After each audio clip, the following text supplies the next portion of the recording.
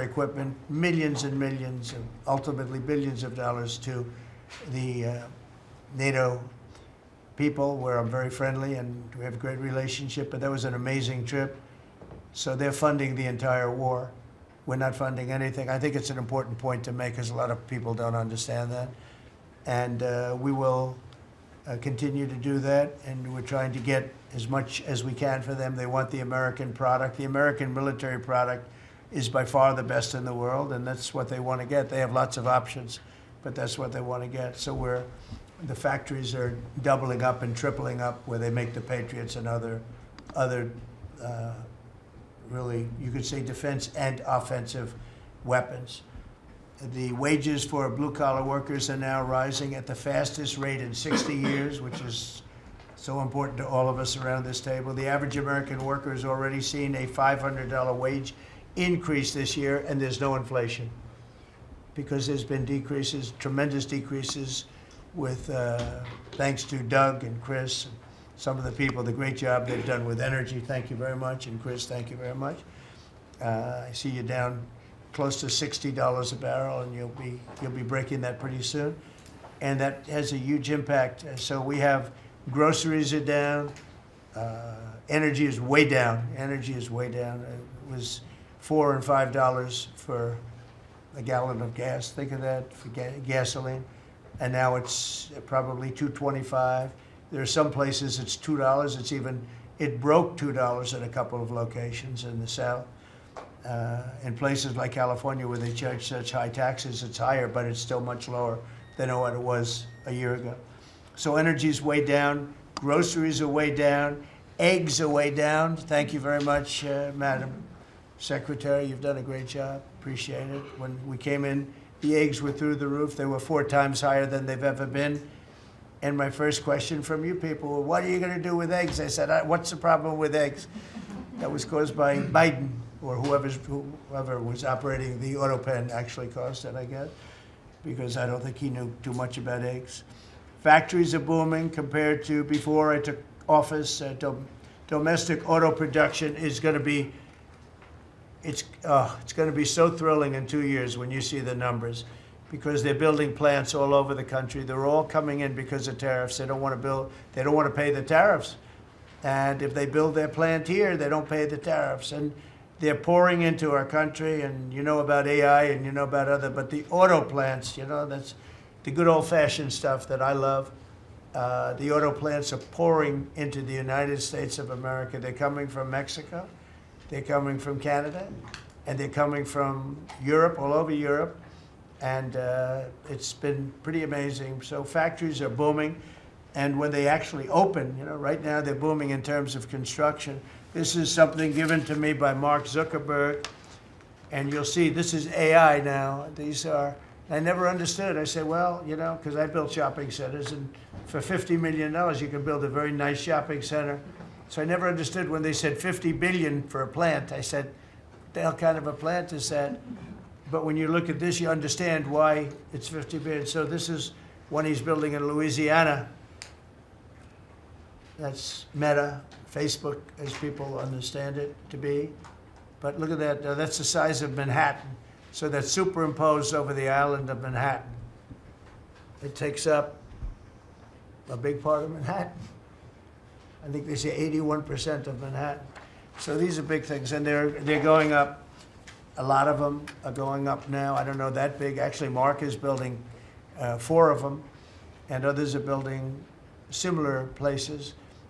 And when these things open up, I'll tell you what, our country, we're leading China now in AI, substantially leading China.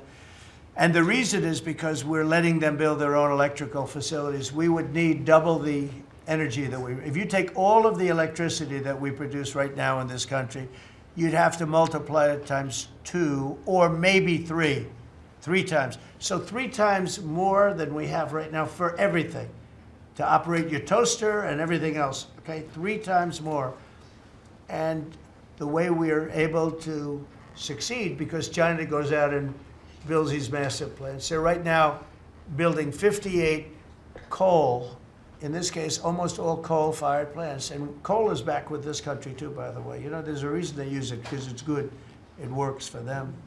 and we call it clean coal. We don't call it coal, we call it clean, even very clean coal.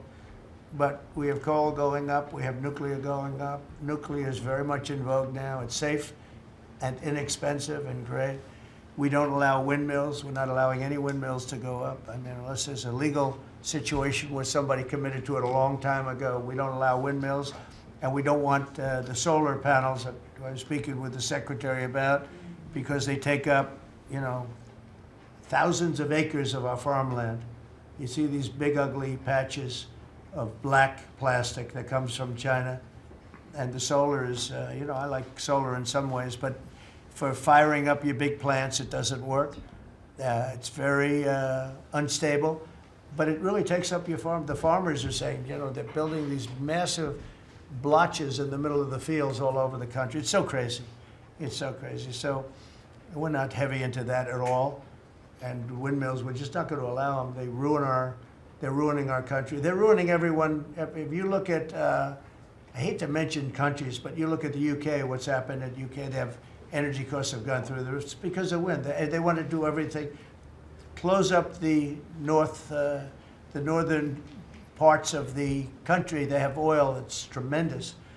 And they closed it up, and they're building windmills all over the place. And I tell them, you're my friends, but man, you're going to have a bad awakening very soon. It's going to be very bad. They're ugly. They don't work. They kill your birds. They're bad for the environment. And if you look at them from a house, your house is worth less than 50%.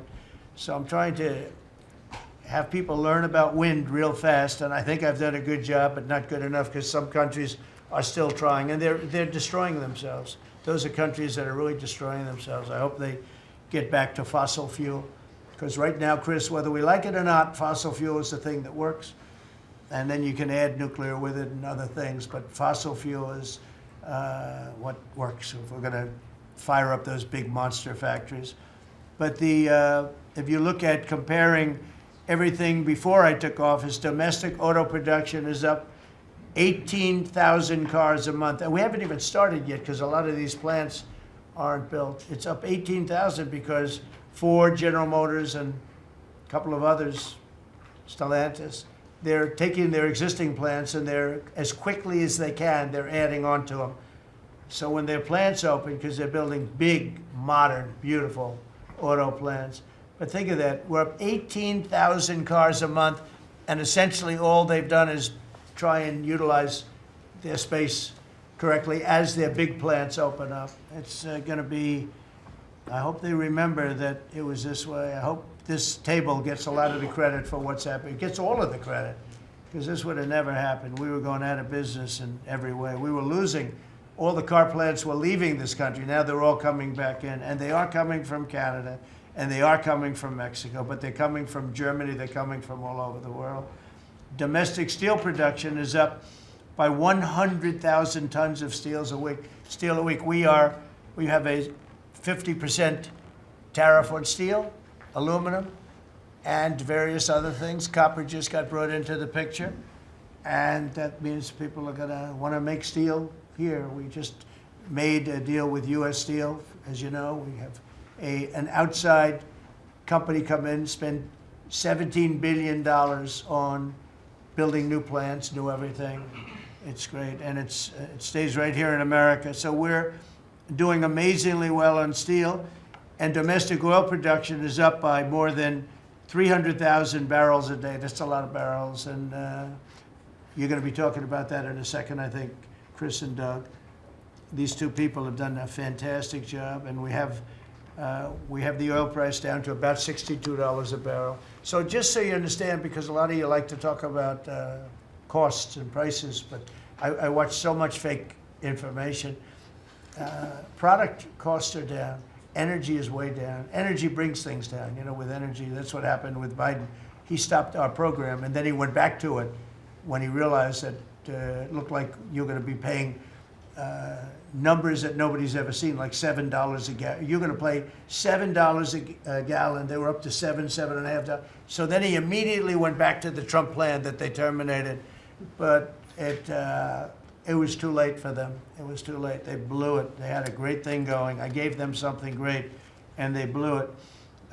Since the inauguration, we've created over 500,000 new private jobs. And if you notice, when the numbers come out, government jobs are going down and private jobs are coming up. And that's what really fuels the country. It's easy to hire people and pay them for doing something that maybe is not very productive. But government jobs are down, actually substantially down, and private jobs are way up. And these are the jobs that make money, create a better life. Meanwhile, we've reduced the number of federal bureaucrats by 84,000. So we got rid of 84,000, and I think the job numbers, you're going to see the new job numbers are going to be through the roof because of all of the different businesses that are moving into our country. And not just production businesses, autos and AI, but any business you can think of. In the world of furniture, as an example, North Carolina, I went there many times when I built a lot of hotels and things, and I'd go to North Carolina, I'd buy the greatest, they were the greatest, most talented people. And then China came along and took all of those jobs away. If they would have tariffed them, China wouldn't have taken any of the jobs. We had presidents that, honestly, and I like some of them, but they didn't know what the hell they were doing from a business standpoint, from running the country. And North Carolina, the most talented woodworkers that you've ever seen. I'd be there and I'd watch them. I'd say, I'd like to have a rail in that chair. Maybe, can you fancy it up a little bit? How about this, sir? And they'd hand me a thing. It was like they were artists. They were unbelievable. And that business was stolen from us by others, not only China, but by others. All of a sudden, you're ordering your furniture from China. It was not even close to being as good, but they couldn't compete with it. If we would have said it costs 100% or 200% tariff, you wouldn't have lost one job. It's so sad. But we're going to rebuild North Carolina furniture and other places, South Carolina too, to a lesser extent. They make furniture. But furniture, we're going to put a very substantial tariff on. We've already announced it. It'll be done pretty quickly. And when that happens, everyone's going to start. I just tell you, North Carolina, go out and start getting the grandchildren and the children, start teaching them, because some of those incredible artists that I knew as young people, they're older people now, but they still have the talent and they have time left, but they're going to be teaching their sons and their daughters and their grandchildren, and it's going to be a beautiful thing to see. It's going to happen like magic. It's going to happen without question. It's not like, gee, I hope it happens. It's going to happen. The results of Ford that just announced it's going to create 4,000 new jobs, American jobs. Hyundai, 14,000 jobs. General Motors is moving production of the Chevy Blazer and Equinox from Mexico back to the United States where it belongs. Don't forget, we lost 55% of our auto production over the last 35 years. 55%. We were the auto capital of the world. Like there was nobody even think about challenging us. We lost 55% of it to Mexico, Canada, China, a lot to China, and other countries. And it's all coming back. We will be bigger. A couple of years, we'll be bigger than we ever were. We'll be more dominant. We'll be bigger. We make great product, too. We're starting to make really great product. We're going to be bigger than we ever were. We're going to be at the level that it was when we were the only one that really, we sold to the world. And we're going to be back selling to ourselves and other parts of the world. It's not going to be the same, but it's going to be equally as important as it was in the heyday 30 years ago. But we lost more than 50% of the automaking capacity. In fact, the unions, the auto unions, as you know, the top guy didn't know me, didn't like me, and now he likes me. He says, man, I can't believe what Trump has done. But the auto workers voted for me. They understood better than anybody else. The auto workers, the Teamsters voted for me. Teamsters are great. They all voted for me. No Republican has ever gotten the support of the Teamsters and the auto workers. And now the head of the auto workers, I mean, it's so amazing. I watch them on television there. They can't even believe what happened. And I told them all what was going to happen. We secured new market access for American agricultural exports all over the world. Our secretary is doing a great job. Thank you, Brooke. And we have negotiated historic trade deals with the United Kingdom, China, Indonesia, Vietnam, the Philippines, Japan, South Korea, who was here yesterday, and the European Union. Foreign nations are now paying hundreds of billions of dollars straight into our treasury and numbers that nobody's ever seen before. As you know, we made trade deals with a lot of countries, and many of those countries, just to be able to sit at the table, are paying us hundreds of billions of dollars. We made a trade deal with the European Union. They were rough on us for a long time. And now we have a very good deal. We made that with them. Trillions of dollars is coming into our country. Trillions. Far beyond billions. Our energy product. Energy is great. We have more than anybody else, and we're using it. But the European Union is a done deal, and Japan is done. And, I heard there was a problem with South Korea, but we met yesterday, and they're done. We didn't do anything. We just kept the same deal. He honored the deal. They wanted to see if, well, I don't even want to say it, but they wanted to see if they could do something. But they honored the deal, which is nice. And we cut the previous record-setting trade deficit, I hear just came out. We cut it in half already. We haven't even said, we've only been here really for a few months because, you know, it takes you a little while to fix up the Oval Office and do those things. prepare for the battle, right?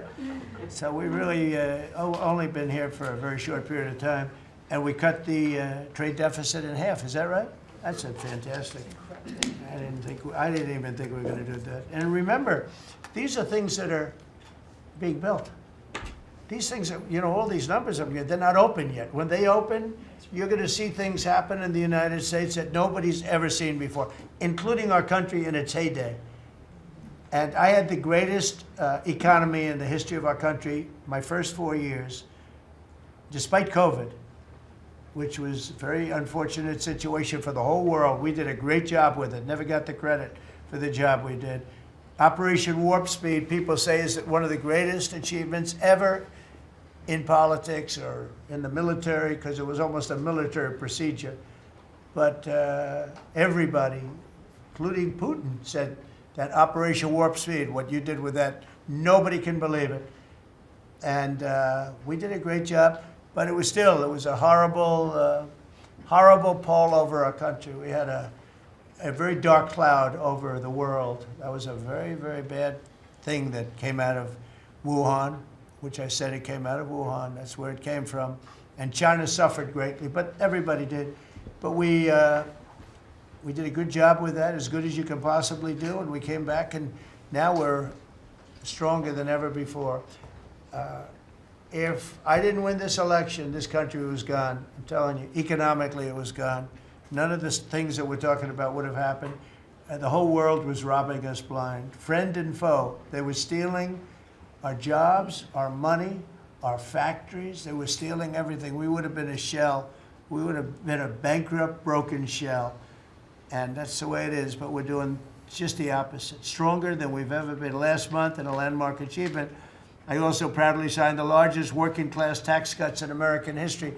So the bill that, I'm not going to use the term great, big, beautiful, that was good for getting it approved, but it's not good for explaining to people what it's all about. It's a massive tax cut for the middle class. It's a massive tax cut for jobs.